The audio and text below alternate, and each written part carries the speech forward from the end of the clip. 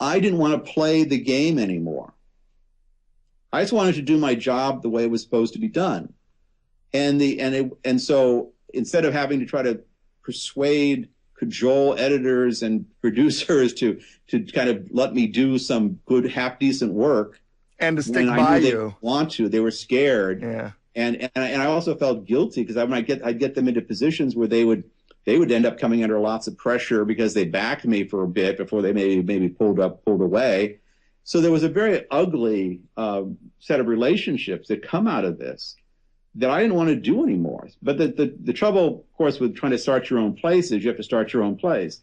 And as Mark can Yes. vouch, it's not always easy. No. You've got to figure out how you're going to raise money, how you're going to do all the work that comes with this kind of job. And you're not anyone's heard of anymore. You're not calling from the New York Times or the Washington Post or Newsweek or something. You're calling from some website that no one knows exists. So there's a huge number of challenges that go with this. I'm not saying it was anything is easy about this, but that was the point. I just did not want to have to play those games anymore. And I wanted to be able to do journalism as I thought it should be done, tell the truth the best I could, and work with other people who had the same goal, and edit them and help them make their stories more effective and stronger, and not be afraid and sort of operate without fear. Although I have to say I still have fear when I do stories. I mean, I know this story is going to get me attacked, and I don't like to go through all that. No, who does, right? Yeah. You're going to be called names. You're going to be smeared, and that of course still happens. But the whole point of having, for 20, how many years it's been now, since 1995, starting Consortium News, it was a way to sort of just do the stories, just get the information and get it out in ways that people might understand and read and appreciate, but not have to sort of go through all the endless negotiations with people above me to try to, somehow sneak something through or somehow maneuver to get something out that is good, strong journalism, but they know, and I know is going to cause a lot of grief. And also you don't have to worry about getting sold out by your editor and having your credibility ruined just because the editor or the publisher didn't want to deal with the pressure from somebody else powerful, which I've had to deal with since I lost the Exile at some publications. So I know exactly what you're talking about. I mean, when I had the Exile, I didn't have to worry about that. Yeah, what you do worry about is your credibility, but that's between you, basically you and your readers and the public. What I found after having come out here was when I stuck my neck out too far in some stories, my editor or magazine or whatever wouldn't always stand by me, and all they have to do is walk away from you once. I mean, I had probably the biggest scoop of my time destroyed because I and Yasha Levine, we broke the story in February of 2009 that the Tea Party, it was the very first early Tea Party protest, that it was funded by these oligarchs, the Koch brothers, who I'd never heard of. We did this for Playboy magazine. I didn't even think it was a big deal story because to me it just looked like a typical oligarch propaganda operation in Russia.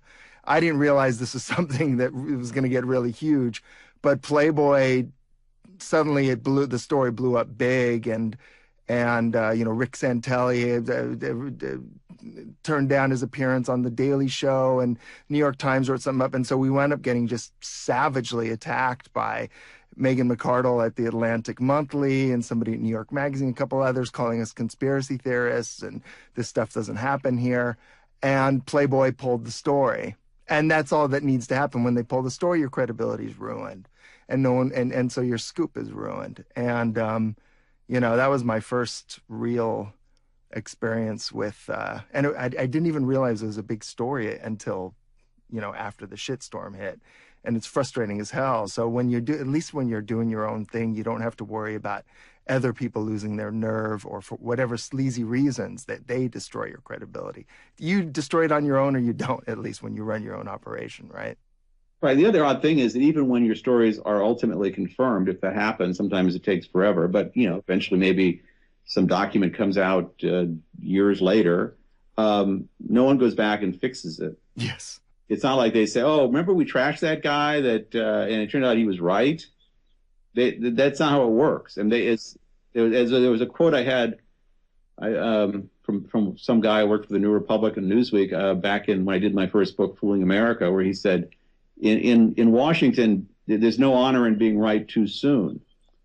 And that's sort of true. I mean, if you're right too soon, people just remember you're out of step and crazy. Mm-hmm. Yeah. And then later, if it's decided, oh yes, that is true, the heavy hitters, the big shots will sort of go around it, but they won't go back and say, oh, remember this the guy we made fun of for months or years, he had it first. So again, that was Robert Parry, and the last name I should remind readers again, it's Parry. And the site is Consortium News, consortiumnews.com. And you'll find a whole huge body of work going back, as he said, 20 years. And he really has the goods on all these stories and a lot of lost history, which was like we live with the consequences of it, even though we don't know where the hell it comes from. It seems like everything's starting back with Nixon's, treasonous deal in South Vietnam up through today.